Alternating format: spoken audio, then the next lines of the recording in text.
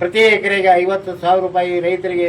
ಈಗಾಗಲೇ ವಿಷಯವನ್ನು ಪ್ರಾಸ್ತಾವಿಕವಾಗಿ ಹೇಳ್ತಾ ಇರಬೇಕಾದ್ರೆ ಪ್ರಕಾಶನನ್ನ ನನ್ನ ಹೊಗಳಿ ಹೊನ್ನ ಶಿವಲೆಕ್ಕೇರಿಸಿದ್ರಯ್ಯ ಅನ್ನುವಂಗ ಅತಿ ಹೊಗಳಿದ. ಅದು ಅಷ್ಟೊಂದು ಹೊಗಳುವಂತ ಕೆಲಸ ಇಬ್ರು ಏನು ಮಾಡಿಲ್ಲ.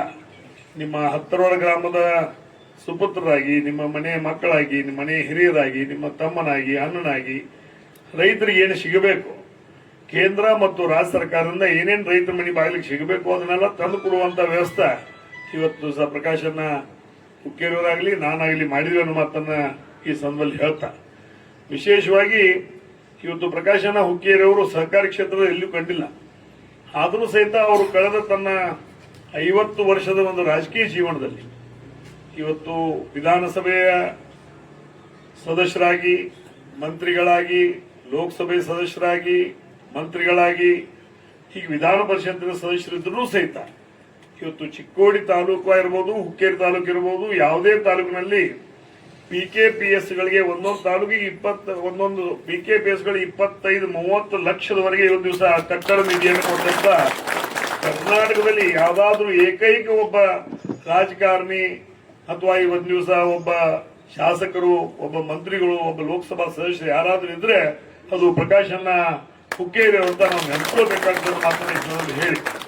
ಇವತ್ತು ದಿವಸ ಅವ್ರ ಪಕ್ಷ ಕಾಂಗ್ರೆಸ್, ನನ್ನ ಪಕ್ಷ ಇವತ್ತು ಬಿಜೆಪಿ ಇದ್ರೂ ಸಹಿತ ಇಬ್ರು ಸಹಕಾರಿ ಕ್ಷೇತ್ರದಲ್ಲಿ ಎಲ್ಲಾ ರೈತರನ್ನ ಅವ್ರು ಯಾವ ಪಕ್ಷದವರಿದ್ರು ನೋಡಿಲ್ಲ.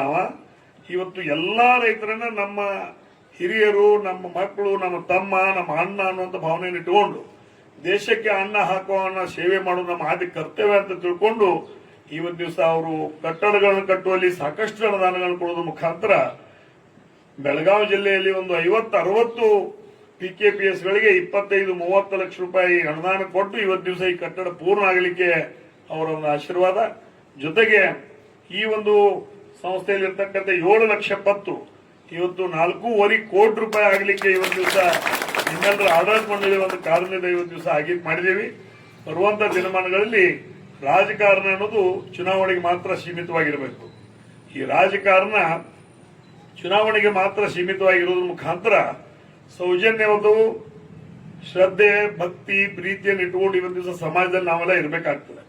ಎಲ್ಲಾ ಹಂತದಲ್ಲಿಯೂ ನಾವು ರಾಜಕಾರಣ ತಂದ್ರೆ ಇವತ್ತು ಊರುಗಾರಿಕೆ ಮಾಡೋದು ಬಹಳ ಸಮಸ್ಯೆ ಆಗ್ತದೆ. ಆ ಒಂದು ನಿಟ್ಟಿನಲ್ಲಿ ಇವತ್ತು ವೇದಿಕೆ ಮೇಲೆ ಅವರು ಕಾಂಗ್ರೆಸ್ನವರಾಗಿ ಅವರದಾರ, ನಾನು ಬಿಜೆಪಿ ಮಾಡಿದ್ದೀನಿ. ಆದ್ರೆ ನಿಮ್ಮ ಸಲುವಾಗಿ, ರೈತರ ಸಲುವಾಗಿ ನಮ್ಮಿಬ್ರು ಭಾವನೆಗಳು ಒಂದೇ.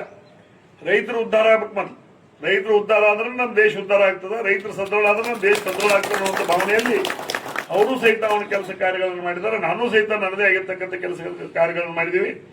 ಆದರೂ ಸಹಿತ ಇಂಥ ಒಂದು ಇಳಿ ವಯಸ್ಸಿನಲ್ಲಿ ನಾ ಬಹುಶಃ ಗಣೇಶ್ ಬರ್ಬೋದು ಅಂತ ತಿಳ್ಕೊಂಡಿನಿ.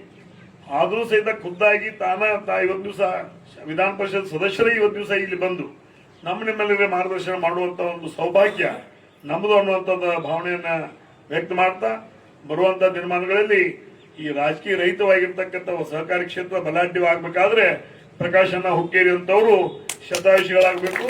ಅವರು ಇನ್ನೂ ನಮಗೆ ಹೆಚ್ಚಿನ ಮಾರ್ಗದರ್ಶನ ಮಾಡಬೇಕು. ನಾವೆಲ್ಲರೂ ತಪ್ಪಿದ್ರೆ, ಒಪ್ಪಿದ್ರೆ ಬುದ್ಧಿ ಮಾತನ್ನ ಹೇಳುವಂತ ಕೆಲಸ ಅವ್ರದ್ದು ಮಾಡೋದ್ರ ಮುಖಾಂತರ ಈ ಸಮಾಜದಲ್ಲಿರ್ತಕ್ಕಂಥ ಸಹಕಾರಿ ಕ್ಷೇತ್ರವನ್ನ ಇನ್ನೂ ಎತ್ತೆತ್ತರಕ್ಕೆ ಬೆಳೆಸೋದ್ರ ಜೊತೆಗೆ ರೈತರಿಗೆ ಮನೆ ಬಾಗಿಲಿಗೆ ಎಲ್ಲಾ ರೀತಿಯ ಸೌಲಭ್ಯಗಳನ್ನು ಹೋಗಿ ತಲುಪಿಸುವಂತ ಕೆಲಸ ಅವರು ನಾವು ಕೂಡಿ ಮಾಡ್ತೀವಿ. ಇವತ್ತು ಕಟ್ಟಡ ಆಗಿರಬಹುದು, ಇನ್ನೂ ಮ್ಯಾಗಿನ ಮಜಲ್ ಒಂದು ಕಟ್ತೀವಿ ಅಂತೀರಿ.